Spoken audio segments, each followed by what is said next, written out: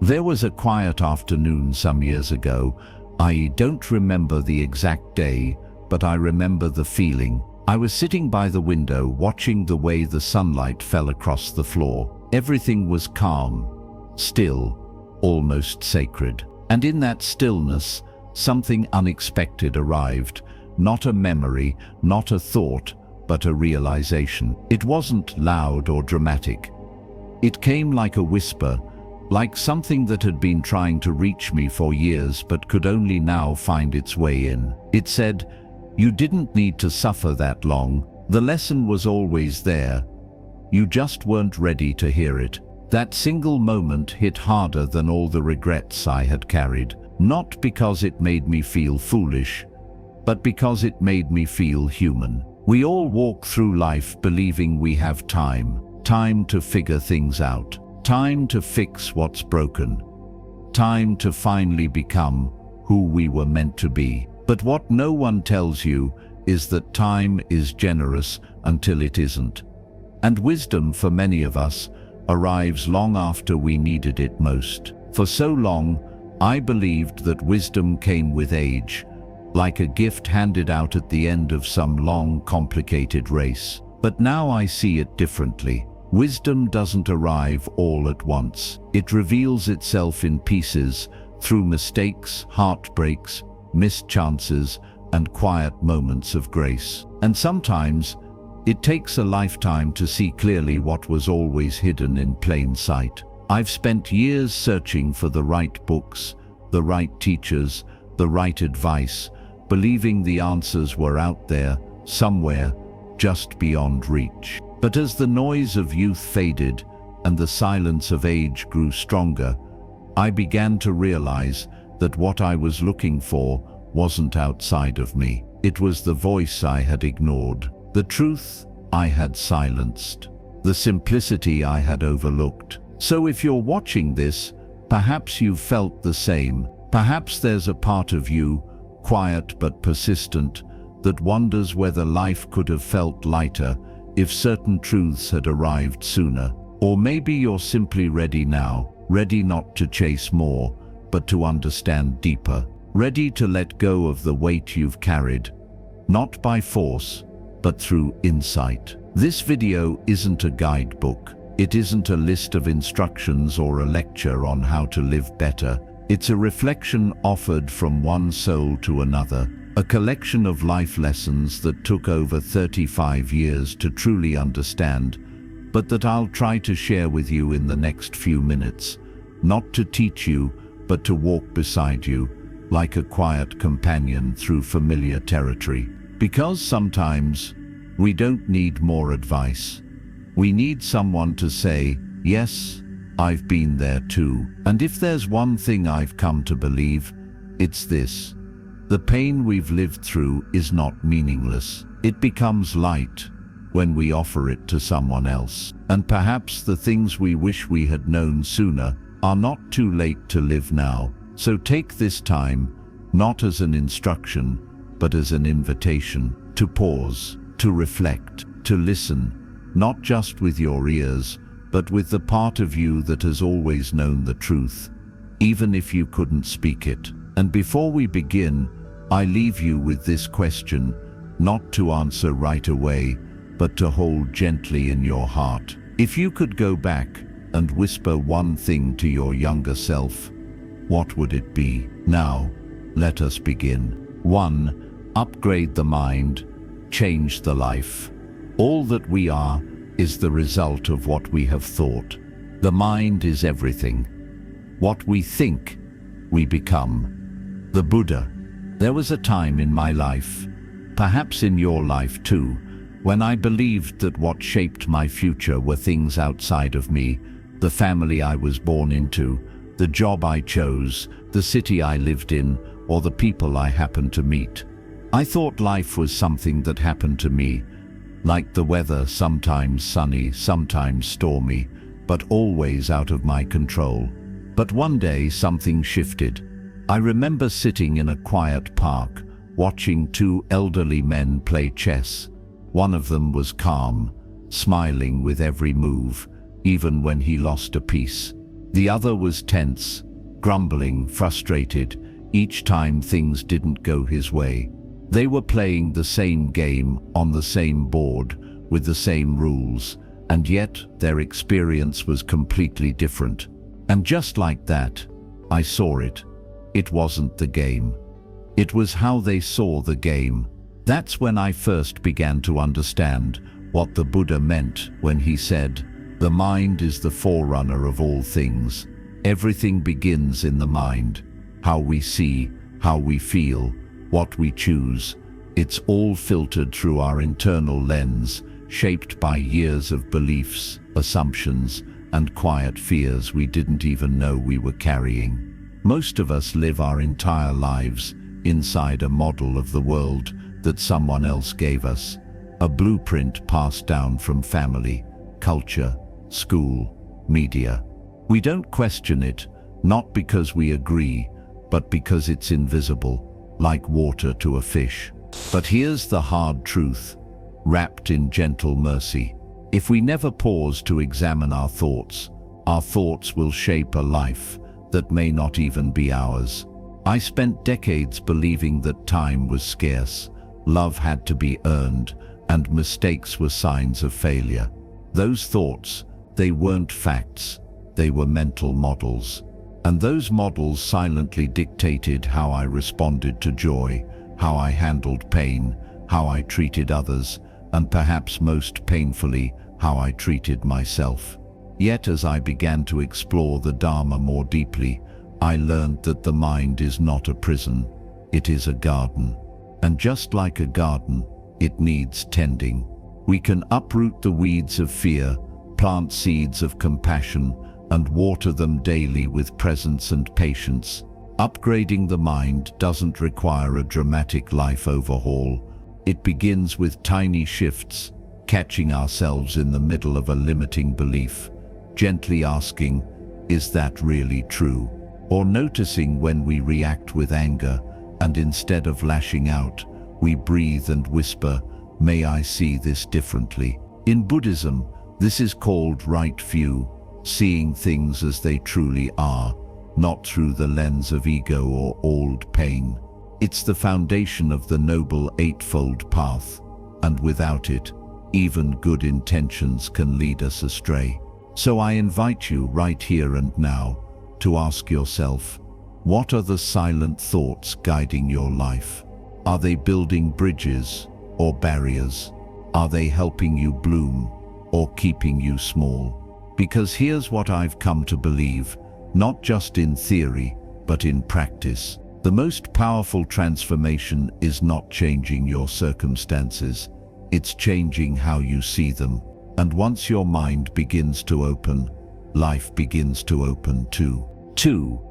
Your attention is your freedom, what you frequently think and ponder upon, that will become the inclination of your mind. The Buddha. Years ago, I remember sitting at the breakfast table, holding a cup of tea in my hands, but my mind was anywhere but present. I was thinking about a conversation from 2 days before, a bill I had to pay next week, and a worry about a loved one's health. The tea had grown cold by the time I realized.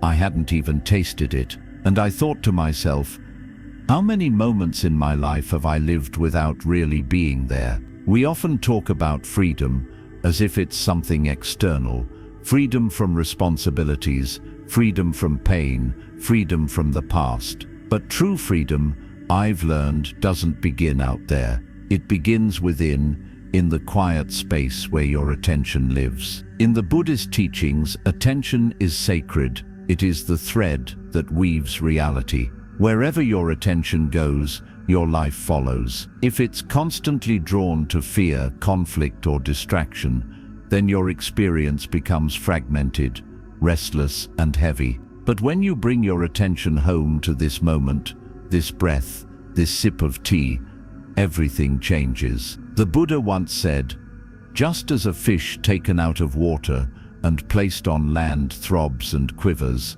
so does the mind when it is distracted." And oh, how true that feels, especially in this age where the world seems to move faster than our hearts can keep up with. Screens blink, Voices shout, news scrolls endlessly, each headline louder than the last. And in that noise, the stillness of the soul is often drowned. But here's the quiet miracle.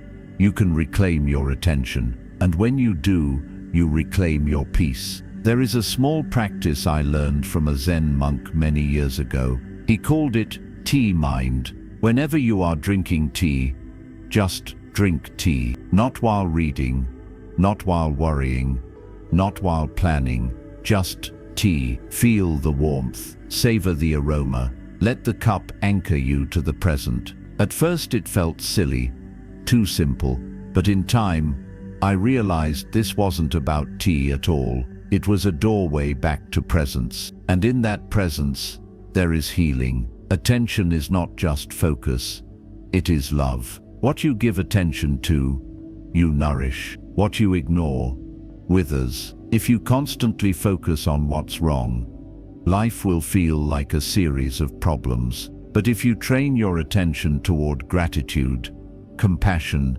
simplicity, you begin to see beauty where before there was only noise. Many of us were taught to manage time, but few were ever taught to manage attention. And the truth is, time can slip away quietly, but where attention flows, life flows. As you grow older, you begin to understand that your attention is no longer something to be squandered. It is your currency.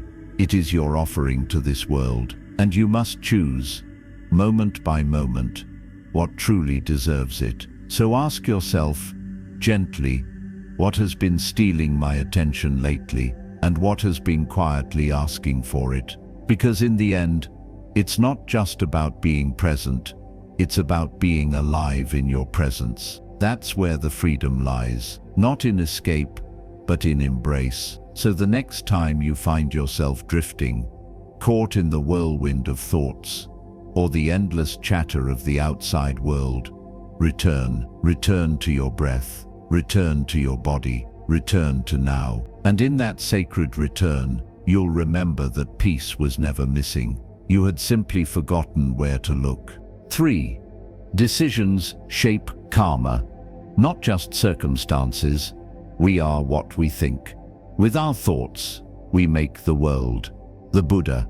There's a quiet moment that returns to me sometimes, one that seems ordinary on the surface, but changed everything in my life. I was sitting in the car outside a grocery store, keys in hand, heart racing. I had just left a doctor's appointment with news I didn't expect. My mind was spiraling, regret, fear, 1,000 questions. And then, a small voice inside whispered, "You don't control what happens, but you always choose what happens next." That was the first time I realized the true weight and the quiet power of a decision. Many of us were raised to believe that life is something that happens to us, that karma is fate, carved in stone, that we're simply playing out a script written long before we arrived. But the Buddha's teachings tell a different story. Karma is not punishment, it's not destiny. Karma is cause and effect,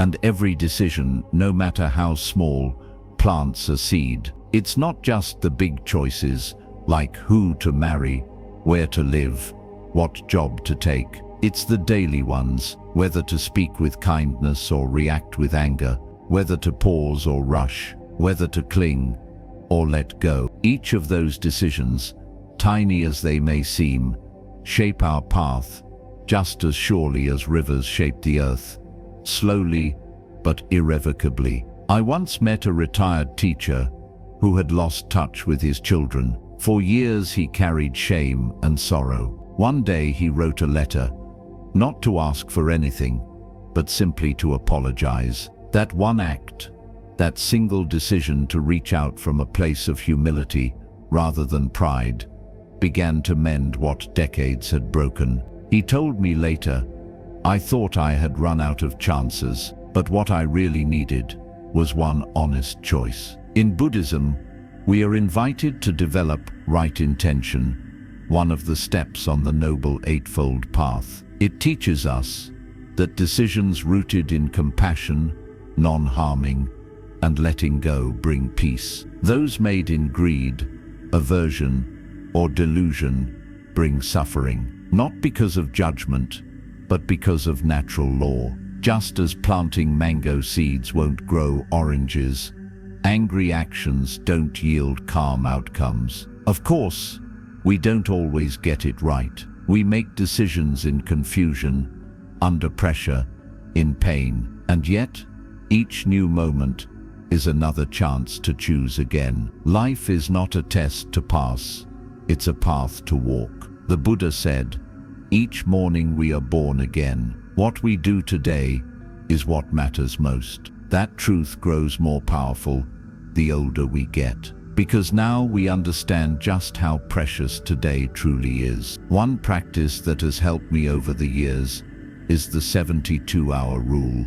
When faced with an important decision, I try to wait 3 days, not to delay action, but to let clarity arise. Impulse is loud, wisdom is quiet. When we give ourselves space, we allow the fog to lift. And when we do decide, it helps to ask not just what do I want, but what might this lead to, or what pain or peace will this choice plant, now and later.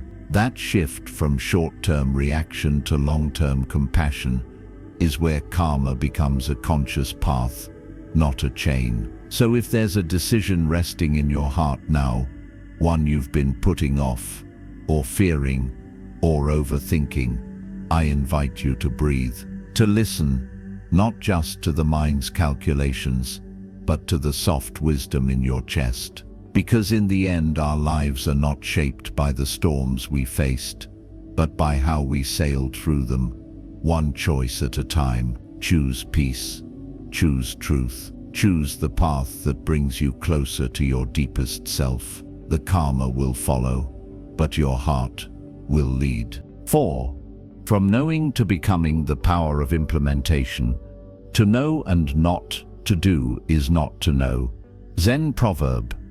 There was a woman I used to know, Elaine, a soft-spoken widow in her 70s. Every Sunday, she sat on the same bench outside the community center, a book always in her hands. She read everything: spiritual classics, mindfulness guides, Buddhist teachings. Her mind was like a garden of noble truths. But one day, she looked at me and said with a bittersweet smile, "You know, I've spent half my life learning how to live mindfully, and yet I've spent very little time actually living mindfully." That sentence has stayed with me like a bell, echoing through silence. We often confuse knowing with becoming. We highlight quotes, attend retreats, nod in understanding when wisdom is spoken, but when real life confronts us, we still react the same way.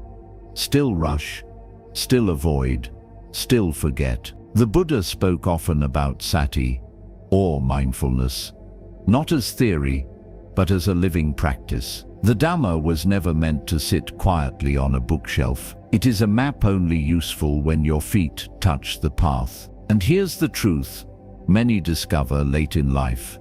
It's not the amount of wisdom you've gathered that transforms you, it's the amount you've embodied. You see, we live in an age where knowledge is everywhere, but transformation is rare.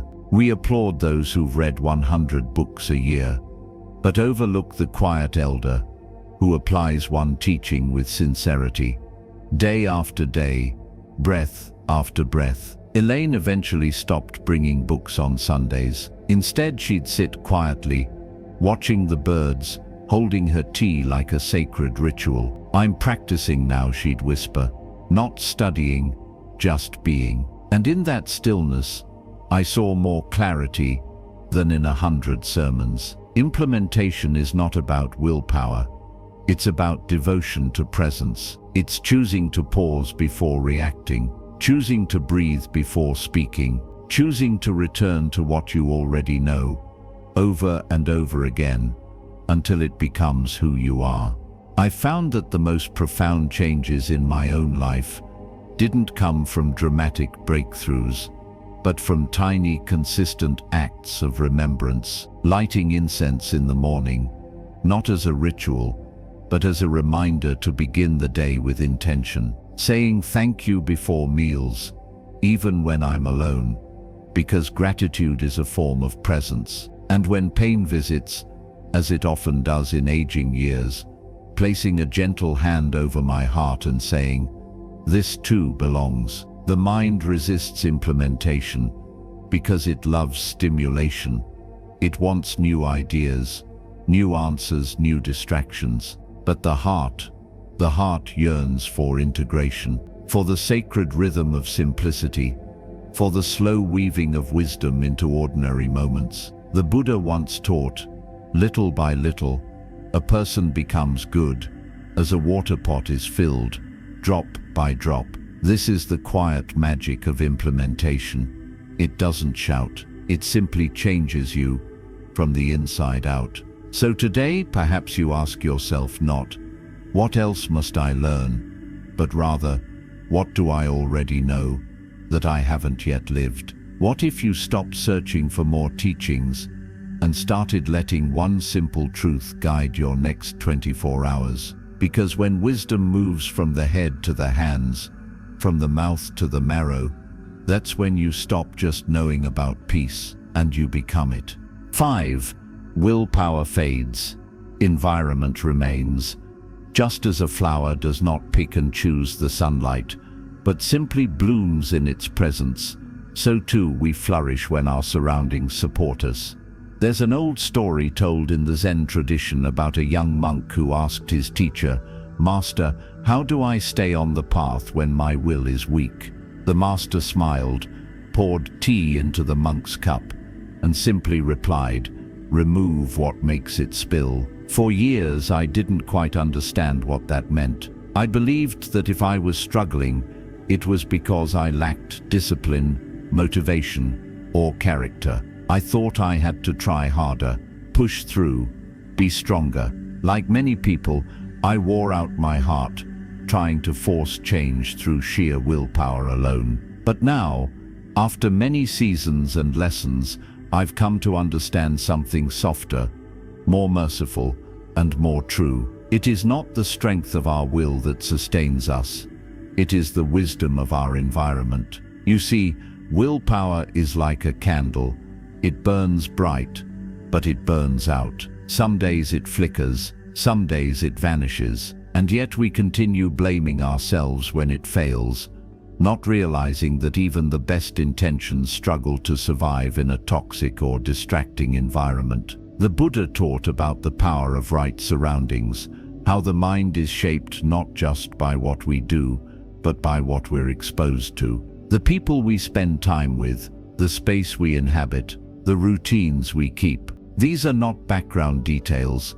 They are the very soil from which our peace grows or withers. I remember a period in my late 50s when I was trying to meditate every morning. I'd wake up with good intentions, but always found myself scrolling through news, checking messages, reacting to the world before even touching stillness. I kept blaming my lack of focus, but one day I rearranged the room. I placed a cushion by the window. I removed the phone from my bedside. I added a small bell that chimed at sunrise, and something miraculous happened. I no longer had to remember. The space began to remind me. This is what I wish more people knew, that success, especially inner success, isn't about force, it's about friction. The less resistance you have between you and your practice, the more likely you are to stay with it. Not because you're more disciplined, but because the path has been cleared. In Buddhist terms, this is known as bhavana, the cultivation of mind. And just like a gardener doesn't will the plant to grow, we don't will peace into existence. We create the conditions, and peace arises on its own. So if you've been hard on yourself lately, telling yourself you should try harder, do better, be more consistent, perhaps you could ask a gentler question. What in my environment is helping me blossom, and what is quietly draining me dry? This isn't just about decluttering physical space. It's about rearranging your life in ways that make it easier to choose kindness, stillness, patience, and clarity. For example, keep your journal on the kitchen table. Make your meditation space visible, inviting. Surround yourself with reminders of your deepest values, photos, quotes, symbols of peace. If watching the news makes you anxious, maybe replace the morning headlines with one moment of gratitude or prayer. It may seem small, but I promise you, environment whispers to the soul, and the soul listens closely. As we grow older, we realize willpower wanes, but wisdom remains. And wisdom says, don't fight your nature, support it. Make stillness the easy choice. Make compassion the familiar rhythm. Make peace the path of least resistance. Because when your environment aligns with your intention, you no longer have to climb uphill to become your best self. You simply walk home to it. 6. Relationships reflect the inner world. If you light a lamp for someone else, it will also brighten your own path. The Buddha. There's a photo I keep on the corner of my desk. It's old, faded, edges worn soft with time. In it, I'm holding my mother's hand. She was in her late 70s, eyes full of warmth, even though words were already leaving her mind. That day, we didn't say much. We just sat together in the sun. But in her quiet gaze, I saw something I hadn't seen clearly before. Not just her love for me, but my own reflection, mirrored back. You see, for most of my life, I thought relationships were about other people, how they treated me, what they gave or failed to give, how much time, attention, affection they offered. But as the years passed and my practice deepened, I began to understand what the Buddha meant when he taught that our outer relationships are shaped by the state of our inner world. We don't just have relationships, we bring ourselves to them. And what we bring, fear, expectation, resentment, or peace, becomes the invisible script for how that connection unfolds. In Buddhism, this is tied deeply to the concept of attachment and projection. We often expect people to fulfill needs we haven't even voiced. We get hurt, not because they failed us, but because we hoped they would save us from our own discomfort. And when they fall short, we blame them for our pain, forgetting that much of it began within us. I recall a friend, David, who always felt let down by those closest to him. He would say, "Why do people always take me for granted?" But when we talked more deeply, it turned out he rarely expressed his needs, his boundaries, or his gratitude. He was so afraid of being abandoned that he'd abandon himself first, giving too much, saying too little. His relationships weren't failing him. His relationship with himself needed tending. That's the secret no one tells you in your youth. Every relationship we have is a mirror. Some reflect the love we've given, others reflect the wounds we've ignored. But either way, they show us something. And if we're willing to look, really look, those mirrors become portals to inner healing. The Buddha also warned against expectations unspoken, saying they are one of the most subtle forms of suffering. How many arguments in your life began not with harsh words, but with silent disappointments? How often have we expected someone to read our minds, to act a certain way, to know what we never voiced? I remember a woman in her 60s once told me, "I spent 30 years being angry at my husband for not comforting me when I cried. One day I finally asked him, 'Why don't you ever hold me when I'm hurting?' He looked shocked and said, 'I never knew that's what you wanted. You always walked away.' That conversation changed everything, not because it fixed the past, but because it awakened truth.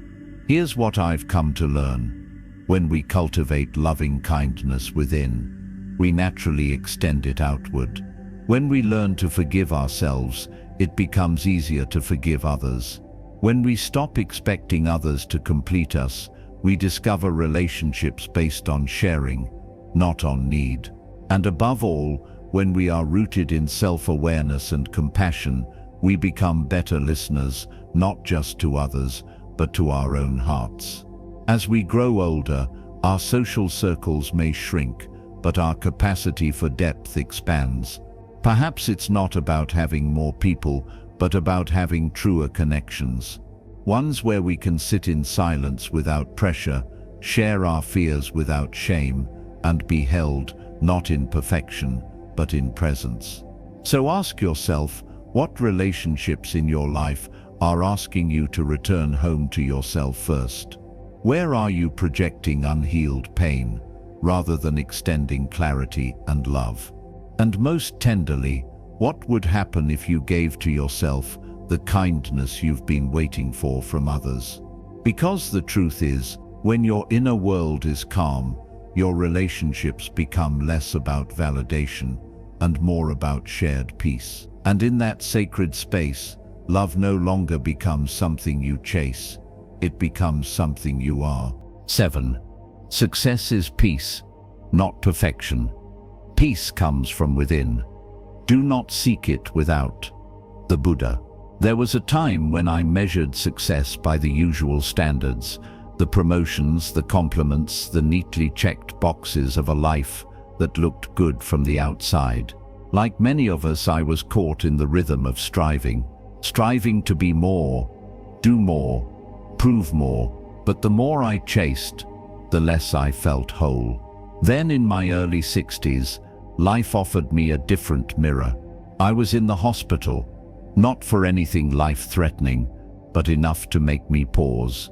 And as I lay there, watching the soft green glow of the monitor next to my bed, a strange stillness filled the room. No phone ringing, no schedule, no goals to tick off, just me and breath. And it was in that ordinary, sterile space that something extraordinary happened. I felt peace.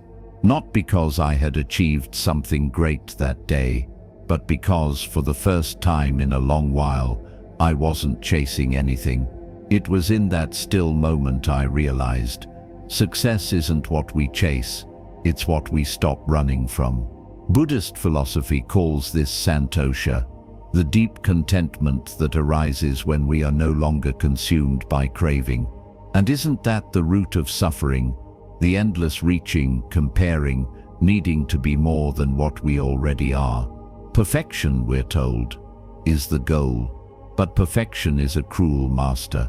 It always moves the finish line. It whispers you'll be enough when, and then changes the rules the moment you arrive. But peace is gentle. It says, you're enough now, even in your mess, even in your becoming. In the Dhammapada, the Buddha reminds us, better than 1,000 hollow words is one word that brings peace. Likewise, better than 1,000 accolades is one moment of deep inner stillness. You see, when we redefine success through a Buddhist lens, it's not about the climb, it's about the clarity. Have I acted with compassion today? Have I released the grip of attachment, even for a breath? Have I chosen to respond with mindfulness rather than reaction? These are the milestones of true success.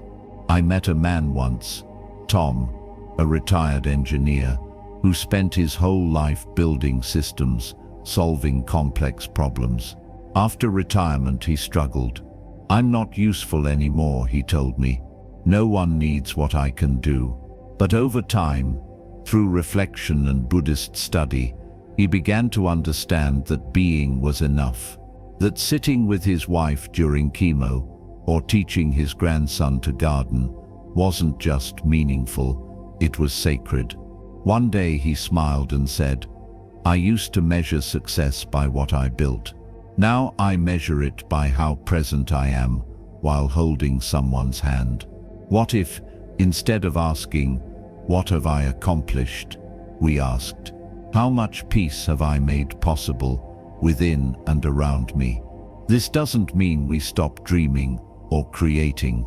It simply means we shift the root of our motivation from lack to love, from comparison to contribution. Perfection says, you must be flawless. Peace says, you must be real. And in that space of realness, where we no longer polish our image or pretend to have all the answers, we find something much more lasting than applause. We find freedom. So today, take a breath. Let go of the weight of becoming someone more. You are not behind. You are not late. You are not broken. You are becoming quiet enough to hear the wisdom you always carried. And maybe, just maybe, that is success. 8. Identity as a path of awakening. You are not your thoughts. You are the awareness behind them. Eckhart Tolle. There is no permanent self. The Buddha. When I was a child, I wanted to be a teacher. In my 20s, I was desperate to prove I was smart enough, strong enough, someone worth respecting. By my 40s, I had collected titles, roles, and responsibilities like souvenirs from a long journey. Father, manager, husband, provider. And for a time, those labels felt like anchors. But something happened when I entered my 60s. I began to wonder, if I stop being the person I've tried to be for everyone else, who am I then? If no one is watching, no one depending, no one expecting, who's left behind the mask? That question didn't frighten me. It freed me. In Buddhism, this inquiry lies at the heart of awakening. The doctrine of anatta, or non-self, teaches us that we are not a fixed identity. We are not the stories we've been telling ourselves. We are not our mistakes, our successes, or our reputation. Those are just waves on the surface. But beneath it all is something deeper, still, vast, unchanging. Identity in this context is not something to defend. It's something to investigate, and through that investigation to transform. I remember meeting a retired nurse at a retreat. Her name was Susan. For over 40 years, her identity was wrapped tightly in service to others. When she retired, she fell into a depression, whispering to me, if I'm not helping people every day, who am I? And yet over the course of several months of mindfulness practice, she began to rediscover the essence beneath her role. She said to me one afternoon, with tears in her eyes, I thought I was the healer, but what I really am is the space in which healing happens, even in silence, even in stillness. That is the shift the Dharma invites us to make, from doing to being, from achieving to awakening, from identifying with roles to embodying essence. When we say things like, I'm a failure, or I'm not disciplined, we trap ourselves in identities shaped by fleeting thoughts or long past experiences. But what if instead we said, I am someone who is learning. I am someone who honors simplicity. I am a being of awareness, walking gently through impermanence. The Buddha never asked us to become something. He asked us to see through the illusion of being something fixed. And the beauty is this: when we release the need to be anyone in particular, we become capable of being fully present. Not the past version of us, not the ideal version, just this moment, alive and unburdened. You don't need to reinvent yourself. You only need to remember who you were before the world told you who to be. So if you're watching this and thinking, it's too late to change who I am, please pause, because maybe it's not about changing anything. Maybe it's about removing what was never truly you in the first place. And beneath all of it, your name, your age, your story, there remains a quiet, radiant self, untouched by time. Not the self you built, but the one who has always been watching, still, gentle, free. That, dear friend, is who you truly are. And returning to that is the beginning of peace. 9. Integrate. Don't accumulate. To know the path is not enough. You must walk it. A jug fills drop by drop. The Buddha. I used to collect notebooks, not just the empty kind, but the ones I'd filled quotes, insights, teachings from books, talks, teachers, shelves of them. Each one a snapshot of a moment when something clicked, when a truth lit up, like a lantern in the dark. I was proud of them for a while. They made me feel wise. But one day, while dusting those same shelves, I picked up a notebook from nearly 20 years ago, and to my surprise, I read a passage I had just copied into a newer one the week before, word for word. And it struck me, I had read the truth, but I had not become it. We live in a world where wisdom is abundant. We have access to teachings from every tradition, every era, every corner of the globe. Podcasts, audiobooks, YouTube, Dharma talks, quotes flooding our timelines like raindrops on glass. And yet, why do we still feel so lost, so overwhelmed, so untouched? Because we've confused accumulation with integration. Integration is slower, quieter. It asks for digestion, not just consumption. It asks that we sit with what we've learned, not rush to the next teaching. It invites us to embody even just one truth fully, instead of collecting 100 and living none. Buddhism is filled with the idea of skillful means, not how much you know, but how deeply you apply even one insight. That a single moment of clear seeing can be more transformative than decades of unexamined study. I once asked a monk in Chiang Mai, if you could only teach one thing to a dying man, what would it be? He didn't hesitate. He said, breathe. Know that you are breathing, and forgive yourself. That is enough. That stayed with me, because as I grow older, I no longer want to learn everything. I want to live gently, to drink tea with mindfulness, to apologize without ego, to listen fully, even when I don't know what to say, to let the words I read become the way I walk. There's a quiet elegance in a life that integrates rather than accumulates. It doesn't boast, it doesn't perform, it simply reflects, like a calm lake mirroring the sky. So ask yourself, of all the wisdom you've gathered in this lifetime, what has become part of your heartbeat? What practice lives in your breath, not just your bookshelf? What truth do you carry into your relationships, your routines, your rest? Because this isn't about perfection. It's not about checking boxes on a spiritual to-do list. It's about living in such a way that your wisdom doesn't sit in the mind. It flows through the body, softens the heart, and steadies the soul. The Buddha never told us to memorize him. He told us to walk the path, to walk it with awareness, with compassion, and with the courage to return when we forget. So if all you remember from this journey is one sentence, let it be this: don't gather more, become more, and in becoming, live lighter. Conclusion: a gentle return to self. As a solid rock is not shaken by the wind, so the wise are not moved by praise or blame. The Buddha. So here we are, 9 quiet truths, gathered not from some distant scripture, but from the corners of everyday life. These are not just teachings. They are lived experiences, whispered through wrinkles, softened by time, and made real through the deep, unspoken wisdom that comes only with age. And maybe as you listened, something in you stirred, not an urgency to change everything overnight, but a gentle sense that something is ready now, not to be fixed, but to be understood, not to be controlled, but to be embraced. You see, wisdom doesn't arrive like lightning. It arrives like breath, soft, repetitive, familiar. And yet, when we finally pay attention, it fills us with a quiet kind of knowing that no one can take away. What we've explored together isn't a checklist. It's not another thing to achieve or master. It's a lantern, something to carry with you, not to light the whole road at once, but just enough to remind you, you are not lost.